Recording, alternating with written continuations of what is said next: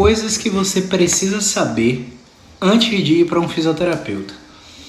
A primeira coisa é que não é porque sua mãe, seu pai, sua tia, sua esposa, seu marido melhoraram com um mês de tratamento, com 15 dias, com uma semana, com uma sessão, que você vai melhorar igual.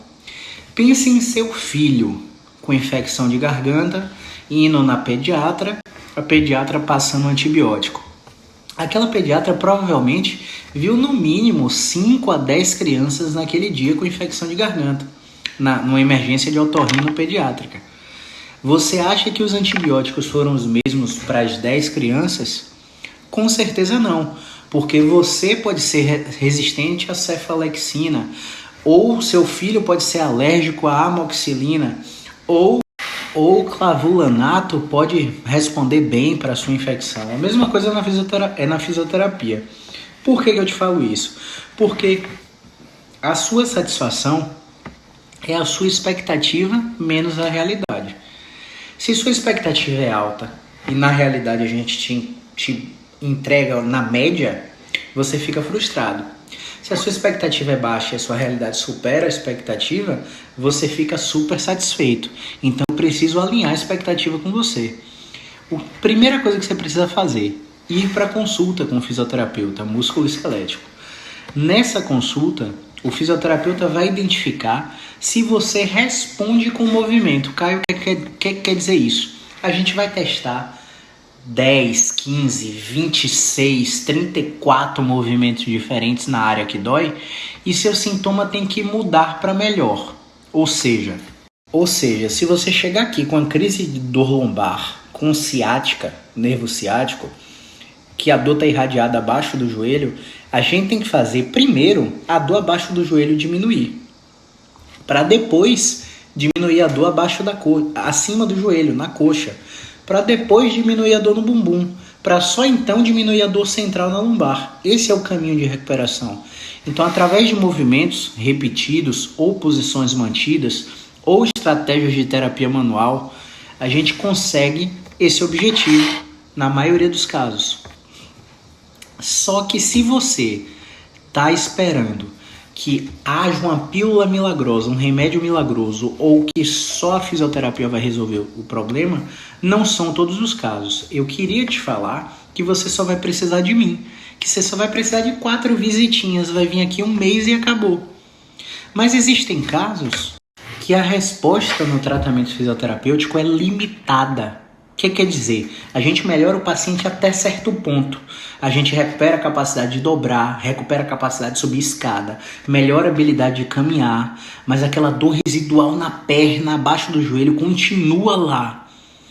Esses casos são casos multidisciplinares, que requerem a avaliação de mais de um profissional da saúde, que geralmente são médicos e fisioterapeutas.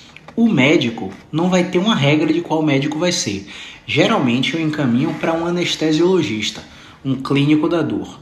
Esse clínico da dor faz uma avaliação, prescreve medicações específicas e avalia a possibilidade de intervenção com bloqueio transforaminal epidural com injeção de corticosteroide na raiz do nervo.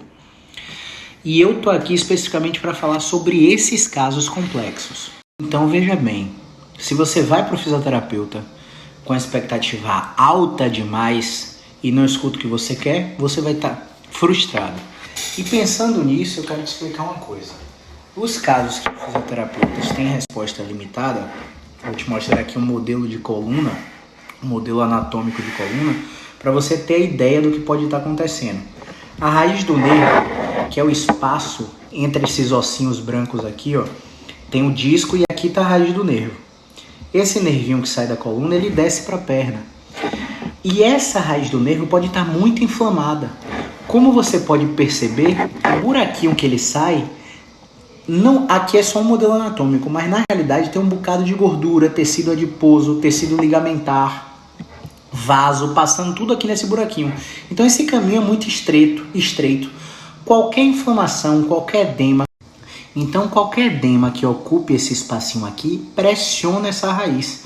E essa raiz Com mais tempo ela tiver em sofrimento, pior, porque a dor vai se propagando em direção aos pés. Então tem paciente que vai chegar a ter dormência no dedão do pé, sem dor nenhuma, e vai achar que não tem nada demais. Só que o problema está pior, porque o problema está mais distante da coluna. E quanto mais distante ele estiver, pior ele vai estar.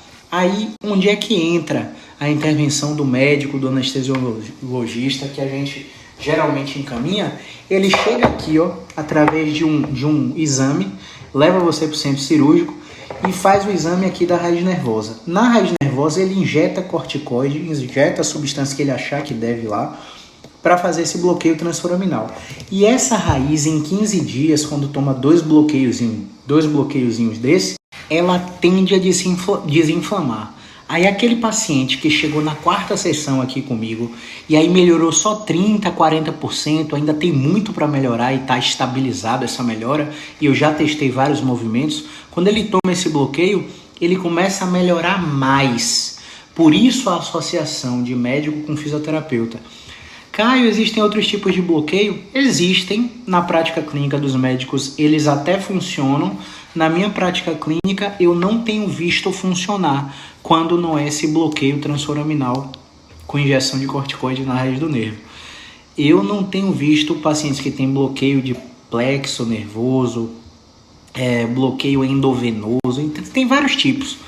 Mas eu não tenho visto melhora nos meus pacientes depois de tomar esses bloqueios. Eu tenho visto melhora nos pacientes que tomaram bloqueio transforaminal, mas mais uma vez, eu tô falando isso para vocês aqui porque isso aumenta a probabilidade de você não precisar de uma cirurgia de coluna. Ponto.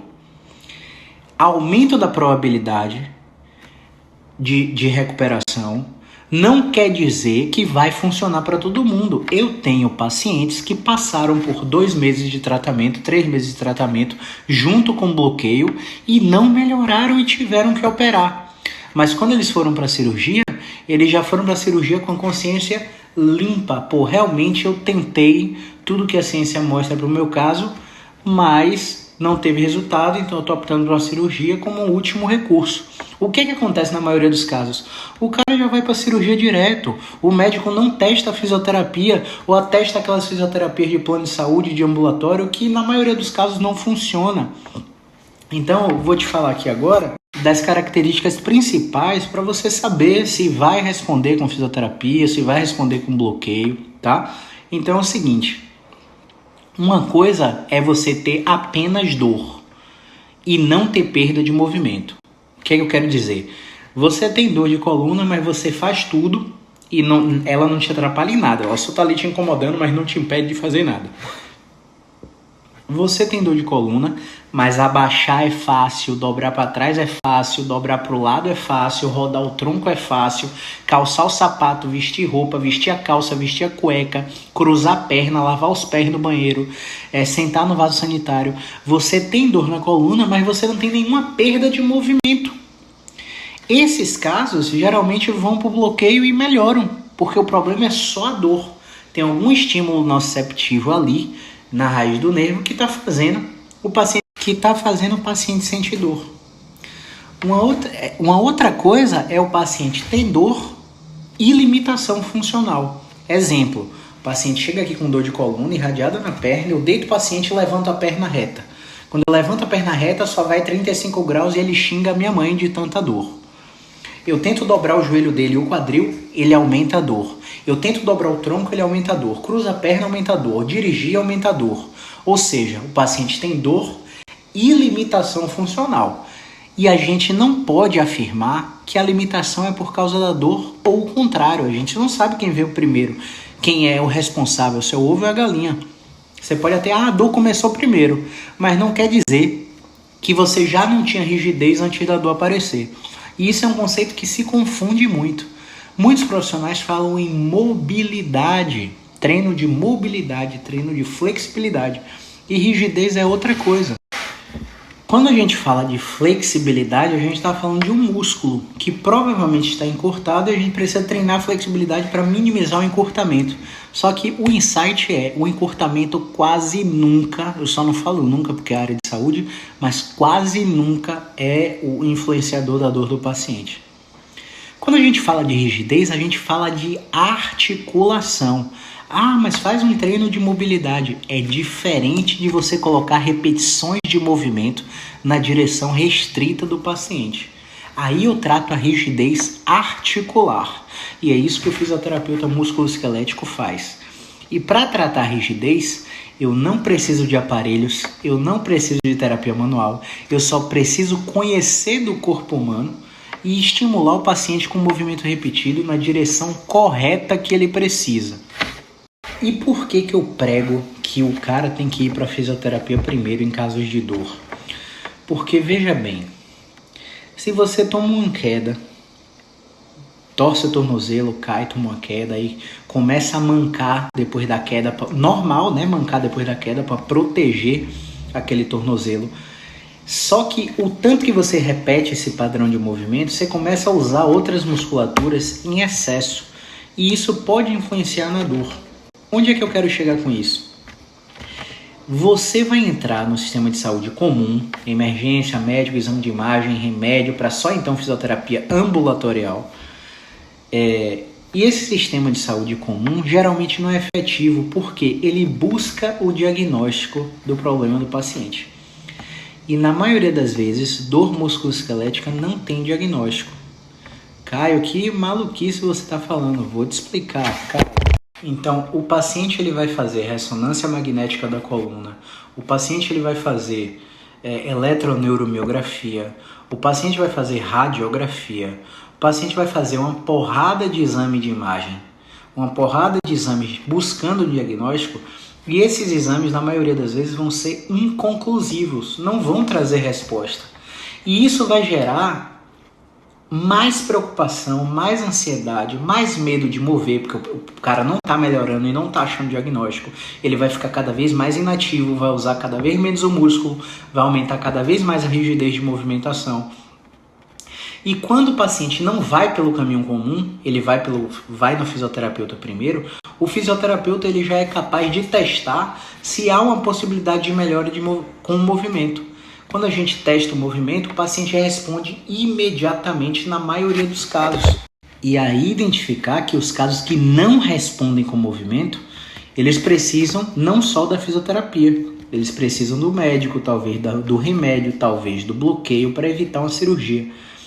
Só que aí o que acontece? A maioria dos pacientes ou está só com o médico ou está só com a fisioterapia.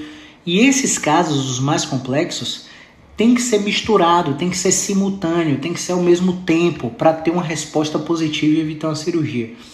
Então, em suma, o que eu quero te dizer é que alinhe sua expectativa, porque o seu caso não é o da sua esposa, o seu caso não é o da sua mãe, não é da sua tia, do seu irmão.